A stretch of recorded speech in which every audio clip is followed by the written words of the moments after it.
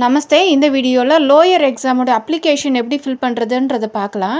First exam fees மேலேயே கொடுத்துருக்காங்க. Exam சென்டர்ன்றது சென்னையில் எழுதுகிறவங்களுக்கு இந்த சவுகார்பேட், ஓல்டு வாஷர்மேன்பேட்டு அது மாதிரி நான் வந்து எக்ஸாம் சென்டர் எல்லாம் இந்த போட்டிருக்கேன் பாருங்கள். எது உங்களுக்கு நியர்பை வருதோ அதை வந்து நீங்கள் என்ன பண்ணணும், அதில் எழுதணும். எக்ஸாம் சென்டர்ன்ற எழுதல. ஒரு வேளை உங்களுக்கு தெரியலன்னா விட்டுருங்க. பரீட்சையாக எழுதிருந்தீங்க அப்படின்னா நீங்கள் கண்டிப்பாக உங்களுக்கு தெரிஞ்சிருக்கும். பிராத்மிக் தான் ஃபஸ்ட்டு எழுத போகிறீங்கன்னா நீங்கள் தெரிலனா விட்டுருங்க. உங்கள் அட்ரஸ் மட்டும் எழுதுங்க, அவங்களே ஃபில் பண்ணிப்பாங்க. இல்லை நீங்கள் இதில் தெரிஞ்ச இடமா இருந்ததுன்னா ஃபில் பண்ணிக்கோங்க. திருச்சி சபாவாக இருந்தால் நீங்கள் இந்த காண்டாக்ட் நம்பருக்கு கால் பண்ணி உங்களோட ஏரியா என்ன ஏரியா வரும் அப்படின்றது கூட கேட்டுக்கலாம். நீங்கள் தெரியலன்னா உங்களுடைய அட்ரஸ் மட்டும் எழுதி விட்டிங்கன்னா சபாலேயே வந்து அவங்களே ஃபில் பண்ணிவிடுவாங்க. ஃபஸ்ட்டு பிராத்மிக்கில் அவங்க வந்து அவங்களே ஃபில் பண்ணிட்டா நீங்கள் மதியமாலேருந்து நீங்களே வந்து ஃபில் பண்ணிக்கலாம். ஏன்னா உங்களுக்கு தெரிஞ்சிடும் இல்லையா எந்த சென்டரில் நீங்கள் எழுதிருப்பீங்க அப்படின்னு சொல்லிட்டு உங்களுக்கு தெரிஞ்சிடும். அது மட்டும் இல்லாமல் ஏதாவது டவுட் இருந்தால் கூட இந்த டைமிங்க்கு இவங்களுக்கு வந்து நீங்கள் வாட்ஸ்அப் மெசேஜ் பண்ணால் உங்களுக்கு கண்டிப்பாக ரிப்ளை பண்ணி உங்களோட டவுட்ஸ் எல்லாம் வந்து கிளியர் பண்ணுவாங்க. சரியா? இது வந்து திருச்சி சபாக்கு. சென்னை சபாக்கு வந்து நீங்கள் டைரெக்டாக வெப்சைட்டில் இருக்க நம்பருக்கு தான் பேசணும். அதுலேயும் வாட்ஸ்அப் நம்பர் இருக்குது. நீங்கள் வாட்ஸ்அப் பண்ணால் உங்களுக்கு ரிப்ளை பண்ணுவாங்க. இது திருச்சி சபா நம்பர்ஸ். தேவைப்படுறவங்க நோட் பண்ணி வச்சுக்கோங்க. நெக்ஸ்ட்டு அப்ளிகேஷன் ஃபார்மில் உங்கள் நேம் எழுதிக்கோங்க. அடுத்தது வந்து ஏரியா தெரிஞ்சால் எழுதுங்க, இல்லைனா விடுங்க. நேமை வந்து ஹிந்தியில் தான் எழுதணுன்ற அவசியம் இல்லை. நீங்கள் இங்கிலீஷில் கூட எழுதலாம். ஹிந்தியில் தெரிஞ்சால் ஹிந்தியில் எழுதிக்கோங்க. நெக்ஸ்ட்டு பாருங்கள், உங்கள் டேட் ஆஃப் பர்த் எழுதணும். அடுத்தது ஃபாதர் நேம் எழுதணும். ஃபாதர் நேமை நீங்கள் கேப்ஸில் எழுதணும். அட்ரஸ் எழுதணும். உங்கள் ஃபோன் நம்பர் எழுதணும். சரிங்களா? ஒருவேளை பரீட்சை எழுதியிருந்தீங்கன்னா ஃபில் பண்ணுங்கள், இல்லைனா தேவைப்படாது. அடுத்தது பிரச்சாரக் நம்பர், அவங்க சைனு, ஸ்டூடெண்ட் சைன் அப்படி தேவைப்படும். அடுத்தது மத்தியமாக பாருங்கள். மத்தியமாக சேம் அதே மாதிரி தான், எந்த ஒரு மாற்றமும் கிடையாது. சேம் அதே மாதிரி தான் நீங்கள் ஃபில் பண்ணுற மாதிரி இருக்கும்.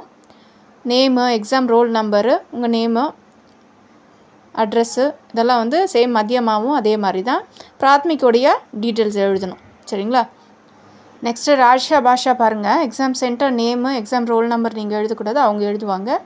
இங்கிலீஷில் உங்கள் நேமு +1 கேப்ஸ்லேயும் ஹிந்திலையும் எழுதணும். டேட் ஆஃப் பர்த்து 3 அதில் டிக் பண்ணணும். அப்பாவுடைய நேம் இதெல்லாம் எழுதி நீங்கள் ஃபில் பண்ணணும். ஹிந்தியில் தெரிஞ்சால் எழுதுங்க, இல்லை இங்கிலீஷில் கூட எழுதுங்க. அட்ரஸ் எழுதிக்கோங்க, நம்பர் கொடுங்க. மத்தியமாவோட ரோல் நம்பரு, சால்னா இயர், கேந்திரனா எந்த சென்டரில் எழுதினீங்கன்ட்டு.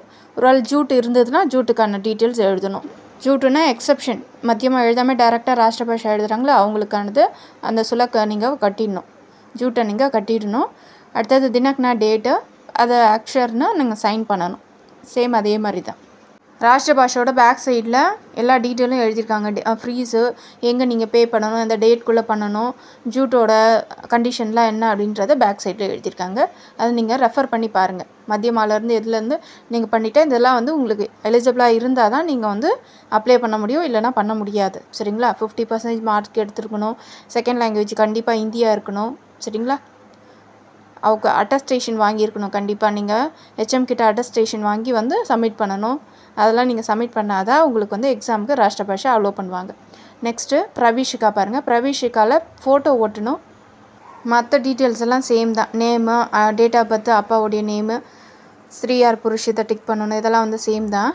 அட்ரஸ்ஸு, ஃபோன் நம்பர், ராஷ்டிரபாஷாவுடைய மார்க்ஸு, இயரு, கேந்திர எழுதணும். நெக்ஸ்ட்டு ஜூட் இருந்ததுன்னா அதுக்கு அப்ளை பண்ணணும். ப்ளஸ் வந்து ஈஸி லாங்குவேஜ்க்கும் நீங்கள் அப்ளை பண்ணணும். அதோட டீட்டெயில்ஸ் யாருக்கு அனுப்பணுன்ற எல்லாமே வந்து அப்ளிகேஷன் பேக் சைடில் இருக்குது பாருங்கள். அதுக்கு நீங்கள் அனுப்பணும். அந்த சேம் அட்ரஸ்க்கு வந்து நீங்கள் அனுப்பணும். அட்டஸ்டேஷன் வாங்கணும். ஹெட்மாஸ்டர்கிட்ட அட்டஸ்டேஷன் வாங்கி நீங்கள் அனுப்பிச்சி விடணும். ஒருவேளை நீங்கள் ஜூட் இருந்ததுன்னா. ஈஸி லாங்குவேஜ்க்கு அப்ளை பண்ணுறதா இருந்தால் கூட நீங்கள் சேம் அதே ப்ரொசீஜர் தான். எப்படி நீங்கள் அட்டஸ்டேஷன் வாங்கி அனுப்பணுமோ அதே மாதிரி தான். இந்த மாதிரி செகண்ட் லாங்குவேஜ் ஹிந்தி இந்த ஸ்டூடெண்ட் எழுதியிருக்காங்க, படிக்கிறாங்க, மார்க் வந்து 50 அபவ் எடுத்திருக்காங்க அப்படின்றத உங்கள் பிரின்ஸிபல் ஆர் ஹெட்மாஸ்டர் வந்து நீ எழுதி சைன் பண்ணி கொடுக்கணும். அதை தான் வந்து கொரியர் இல்லை போஸ்ட்டில் நீங்கள் அனுப்பி விட்டிங்கன்னா அவங்க வந்து ஸ்கூலில் வந்து செக் பண்ணிடுவாங்க. சபா சைட்லேருந்து வந்து செக் பண்ணி உங்களுக்கு அப்ரூவல் பண்ணி எக்ஸாம் எழுத வைப்பாங்க. ஓகேவா?